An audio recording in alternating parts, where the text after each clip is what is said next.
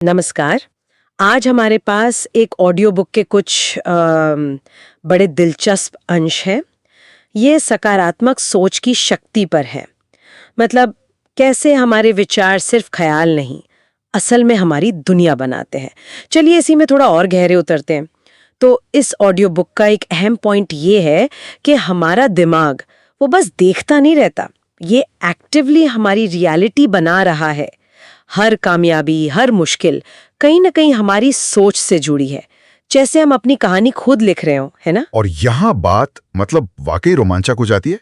किताब में न्यूरोप्लास्टिसिटी की बात है, मतलब हमारे दिमाग की लगातार बदलने की, खुद को रीवायर करने की क्षमता। हाँ बिल्कुल। इसका मतलब है कि हम जैसे सोचते हैं उसे चुनकर सचमुच अपने दिमाग की वायरिंग बदल सकते हैं। जी, और ये सिर्फ कोई एहसास या फिलॉसफी टाइप बात नहीं है, इसके पीछे प्रॉपर विज्ञान है। जैसे audio book broaden and build सिद्धांत का जिक्र करती है। अच्छा, वो क्या है?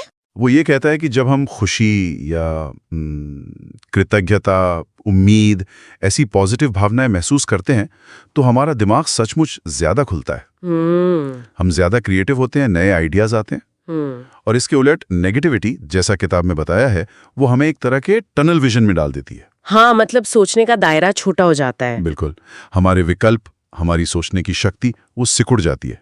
लेकिन हम सबके अंदर वो एक आंतरिक आलोचक होता है ना। हाँ। वो आवाज जो हमेशा कमियां निकालती है। हाँ, बिल्कुल होता है। किताब कहती है कि उसे पहचानना मतलब ये समझना कि आप वो आवाज नहीं है, आप उसे सुन रहे हैं, ये पहला कदम है। सही कहा, बहुत जरूरी पहला कदम। और अगला कदम, जैसा किताब में सुझाया है, वो है इन नेगेटिव विचारों को चैलेंज करना, जिसे वो रीफ्रेमिंग कहते हैं। रीफ्रेमिंग मतलब नजरिए को बदलना। हाँ, बस देखने का तरीका बदलना। जैसे किताब में उदाहरण है कि मैं इसमें अच्छा नहीं हूं, ये सोचने के बजाय इसे बदलें कि ठीक है, अभी मैं इसमें उतना कुशल नहीं हूं, पर मैं प्रैक्टिस से सीख सकता हूं। अच्छा, ये अपनी कहानी को डर से हटाकर विकास की तरफ ले जाने जैसा है। किताब में इसे एक तरह का मानसिक जूडो कहा गया है, नेगेटिविटी की ताकत को ही पॉजिटिव दिशा में मोड़ देना। तो इसका मतलब ये नहीं कि हम प्रॉब्लम्स को देखें नहीं, मतलब उन्हें अनदेखा कर दें। नहीं, बिल्कुल नहीं। ऑडियो बुक इस पर जोर देती है। सकारात्मक सोच का मतलब ये नहीं कि मुश्किलें हैं ही नहीं, बल्कि ये मानना कि हमारे अंदर उनसे निपटने की वो क्षमता है। अच्छा, ये यथार्थवादी आशावाद हुआ फिर। बिल्कुल, रियलिस्टिक ऑप्टिमिज्म।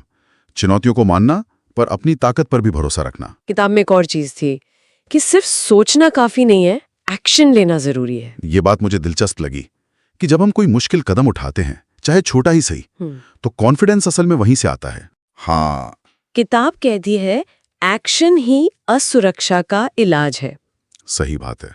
और यहीं पर वो ग्रोथ माइंडसेट वाला फंडा आता है, जिसका जिक्र ऑडियो बुक में काफी है। हाँ, ग्रोथ माइंडसेट।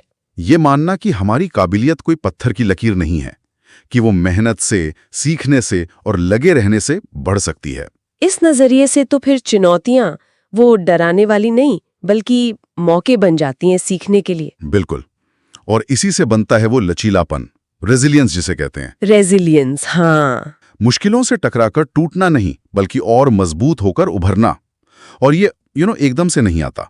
ऑडियो बुक लगातार छोटी छोटी पॉजिटिव आदतें बनाने और सेल्फ डिसिप्लिन पर जोर देती है।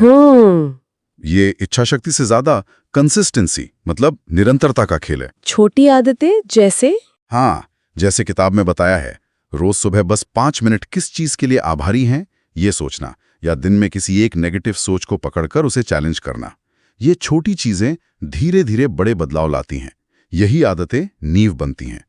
तो कुल मिलाकर इस ऑडियो बुक के जो मुख्य अंश हमने देखे, उनसे यही समझ आता है कि हमारे विचार, हमारी मानसिकता यानी माइंडसेट और हमारे काम, ये तीनों मिलकर ही हमारी असलियत को बुनते हैं।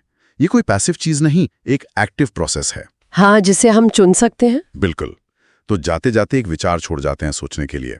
अगर आज सिर्फ एक छोटी सी कोई एक नेगेटिव सोच पकड़ें और उसे एक पॉजिटिव, समाधान वाले विचार से बदलें, या कोई एक छोटी सी पॉजिटिव आदत शुरू करें, जैसे किताब में बताई गई है, तो ये हमारी अपनी क्षमता को अनलॉक करने की दिशा में कैसा पहला पर शायद बहुत शक्तिशाली कदम हो सकता है।